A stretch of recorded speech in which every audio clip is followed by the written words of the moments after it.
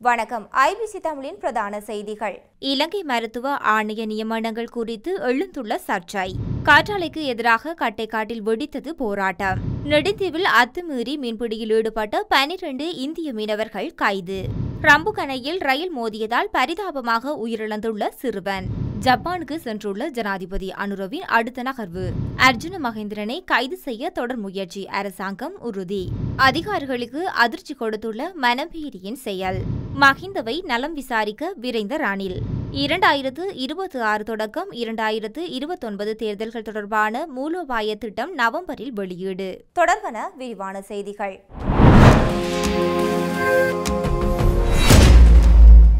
இலங்கை மருத்துவ ஆணைக்குழுவுக்கு புதிதாக நியமனம் பெற்றுள்ள நிர்வாக உறுப்பினர்கள் தொடர்பில் அரசாங்க மருத்துவ நிபுணர்கள் சங்கம் கடும் எதிர்ப்பை வெளிப்படுத்தியுள்ளது.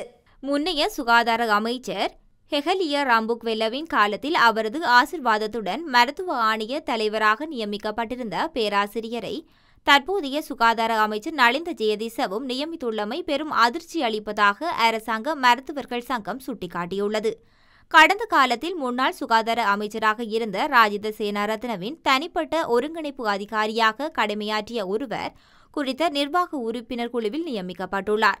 அதற்கு மேலதிகமாக தனியார் மருத்துவ பல்கலைக்கழகங்களுக்கு அனுமதி வழங்கும் விடயத்தில் சார்பான நிலைப்பாட்டை கொண்ட ஒருவரும் மருத்துவ ஆணையகத்தில் நிர்வாக குழுவில் நியமிக்கப்பட்டுள்ளார்.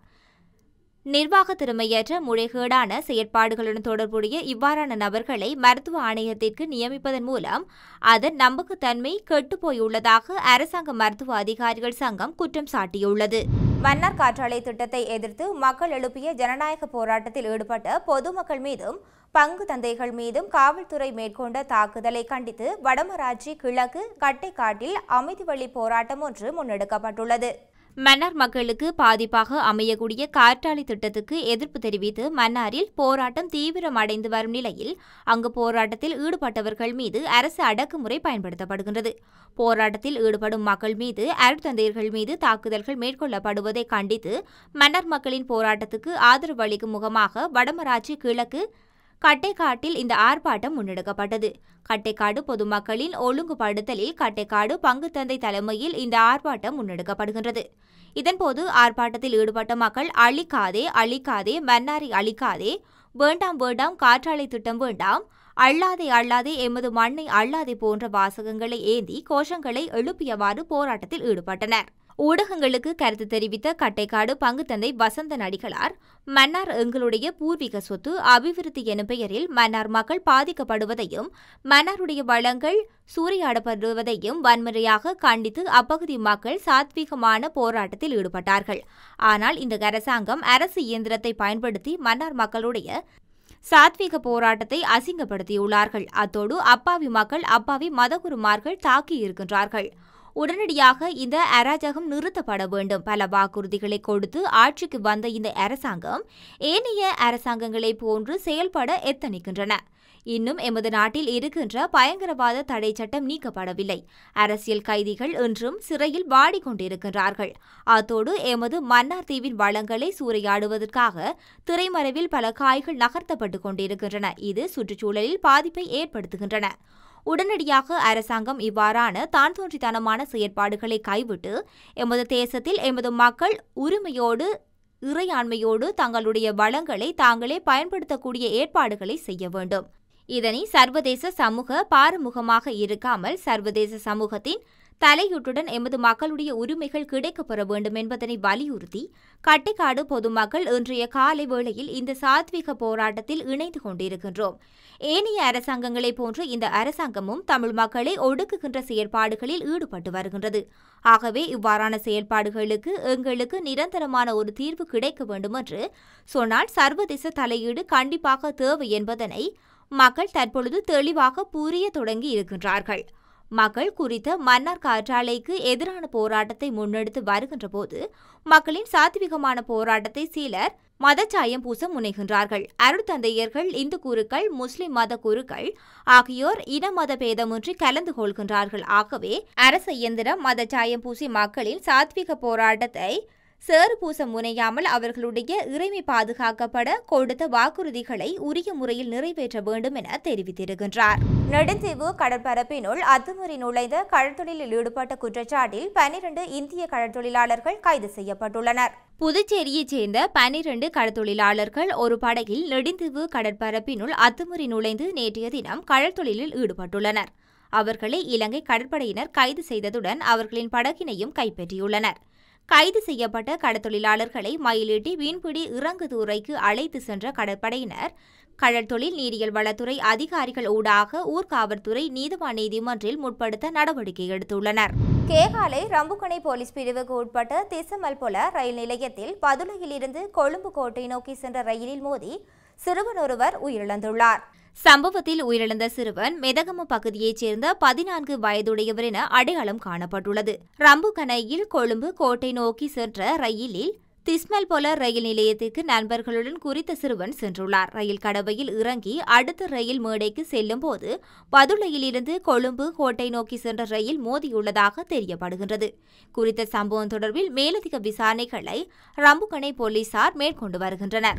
ஜப்பான் அரசாங்கத்தின் அழைப்பின் பெயரில் ஜப்பானுக்கு உத்தியோகபூர்வ விஜயம் மேற்கொண்டுள்ள ஜனாதிபதி அனுரகுமார திசாநாயக்க இன்று பிற்பகல் டோக்கியோவில் ஜப்பானில் உள்ள இலங்கை சமூகத்தினரை சந்திக்க உள்ளார். 3 நாள் உத்தியோகபூர்வ விஜயத்தை மேற்கொள்ள ஜனாதிபதி நேற்று ஜப்பான் வந்தடைந்தார். ஜப்பானுக்கான இலங்கை தூதர் அகியோ இசோமாதா, ஜப்பானுக்கான இலங்கை தூதர் பேராசிரியர் பிவதுரு ஜனகுமாரசிங்க மற்றும் ஜப்பான் வெளியுறவு அமைச்சின் மூத்த அதிகாரிகள் ஜனாதிபதியை அன்புடன் வரவேற்றனர். இலங்கை சுற்றுலா ஊக்குவிப்பு பணியகம் மற்றும் ஜப்பானில் உள்ள இலங்கை தூதரகம் ஆகியவற்றால் நேற்று ஜப்பானின் ஒசாகாவில் நடைபெற்ற எக்ஸ்போ 2025 நிகழ்வில் ஜனாதிபதி அனுரகுமார திசாநாயக்க பிரதம விருந்தினராக பங்கேற்றார். நேற்றைய நிகழ்ச்சிகளுக்கு பிறகு இன்று காலை ஷின் ஒசாகா தொடருந்து நிலையத்திலிருந்து டோக்கியோவுக்கு புறப்பட்ட ஜனாதிபதி இன்று பிற்பகல் டோக்கியோவில் ஜப்பானில் வசிக்கும் இலங்கை சமூகத்தினரை சந்திக்க உள்ளார். தனது விஜயத்தின் போது ஜனாதிபதி அனுரகுமார திசாநாயக்க ஜப்பான் பேரரசர் நருஹிட்டோவை சந்திக்க உள்ளார். மேலும் ஜப்பான் பிரதமர் மற்றும் ஜப்பான் பாதுகாப்பு அமைச்சர், வெளியுறவு அமைச்சர் மற்றும் பொருளாதார வர்த்தக மற்றும் தொழில்துறை அமைச்சர்கள் உள்ளிட்ட பல முக்கிய அமைச்சர்களை சந்திக்க இருதரப்பு கலந்துரையாடல்களை நடத்த உள்ளார். டோக்கியோவில் இலங்கை மற்றும் ஜப்பான் வர்த்தக சபைகள் இணைந்து ஏற்பாடு செய்துள்ள இலங்கை முதலீட்டு மன்றத்திலும் ஜனாதிபதி பங்கேற்பார். இந்த விஜயத்தில் ஜனாதிபதி அனுரகுமார திசாநாயக்கவுடன் வெளியுறவு, வெளிநாட்டு வேலைவாய்ப்பு மற்றும் சுற்றுலா அமைச்சர் விஜித ஹேரத் மற்றும் வெளியுறவு அமைச்சர் மூத்த அதிகாரிகள் உள்ளனர். மத்திய வங்கியின் முன்னாள் ஆளுநர் அர்ஜுன மகேந்திரனை கைது செய்யும் முயற்சிகள் கைவிடப்படவில்லை என பொதுமக்கள் பாதுகாப்பு அமைச்சர் ஆனந்த் விஜயபால தெரிவித்துள்ளார். அதற்கான முயற்சிகளில் தொடர்ந்தும் ஈடுபட்டு வருவதாக அமைச்சர் சுட்டிக்காட்டியுள்ளார். தென்னிலங்கை ஊடகம் ஒன்றுக்கு வழங்கிய நேர்காணலின் போது அவர் இந்த விடயத்தை குறிப்பிட்டுள்ளார். மத்திய வங்கி முன்னாள் ஆளுநர் அர்ஜுன மகேந்திரன் இலங்கைக்கு அத்தியாவசியமான ஒருவர் என்பதை அந்நாட்டிற்கு அறிவித்துள்ளோம். அவர் தனது பெயரை மாற்றம் செய்து சிங்கப்பூர் பிரஜையாக அந்நாட்டில் வசித்து வருகின்றார். அர்ஜுன மகேந்திரனை கைது செய்வதில் அந்நாட்டில் சட்ட திட்டங்கள் அடிப்படையில் ஒரு சில தடைகள் காணப்படுகின்றன என தெரிவித்துள்ளார். இதேவேளை 2015ஆம் ஆண்டு மத்திய வங்கி பிணைமுறி விவகாரத்தில் அரசாங்கத்திற்கு 10 மில்லியன் ரூபாய்க்கு அதிகமான இழப்பு ஏற்படுத்தியதாக கூறி மத்திய வங்கியின் முன்னாள் ஆளுநர் அர்ஜுன மகேந்திரனுக்கு எதிராக தாக்கல் செய்யப்பட்ட வழக்கு கடந்த 26ஆம் தேதி கொழும்பு தலைமை நீதிபதி அசங்க எஸ் போதரகம முன்னிலையில் எடுத்துக் கொள்ளப்பட்டது. குறித்த வழக்கை எதிர்வரும் ஜனவரி மாதம் 16ஆம் தேதி வரை ஒத்திவைக்குமாறு உத்தரவு பிறப்பிக்கப்பட்டுள்ளமை குறிப்பிடத்தக்கது. தற்பொழுது காவலில் உள்ள சம்பத் மனபேரி தனது 2 கையடக்க தொலைபேசிகளையும் அளித்து விட்டுள்ளதாக தகவல்கள் வெளியாகியுள்ளது.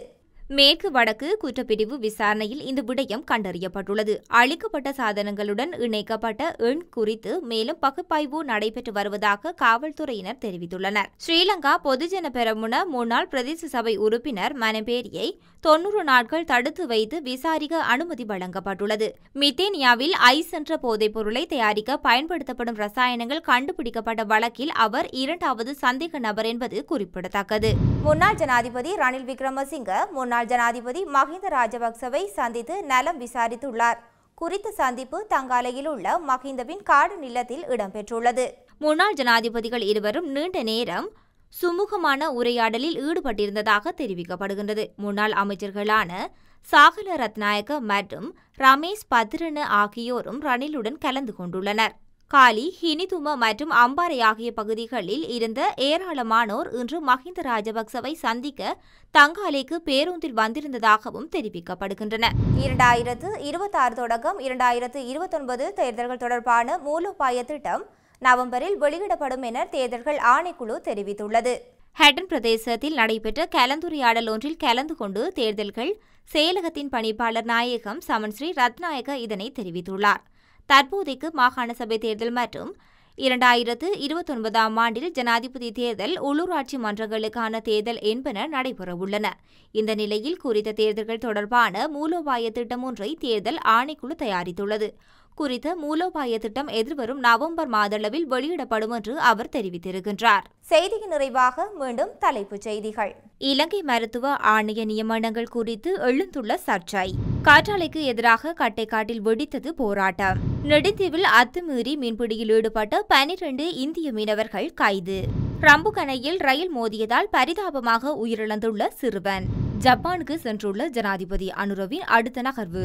அர்ஜுன மகேந்திரனை கைது செய்ய தொடர் முயற்சி, அரசாங்கம் உறுதி. அதிகாரிகளுக்கு அதிர்ச்சி கொடுத்துள்ள மனம்பேரியின் செயல். மஹிந்தவை நலம் விசாரிக்க விரைந்த ரணில். 2026 தொடக்கம் 2029 தேர்தல்கள் தொடர்பான மூலோபாய திட்டம் நவம்பரில் வெளியீடு. ஐபிசி தமிழின் பிரதான செய்திகள் முடிவடைகின்றன. செய்திகளை உடனுக்குடன் அறிந்து கொள்ள ஐபிசி தமிழிலும் யூடியூப் பக்கத்தினூடாக இணைந்திருங்கள்.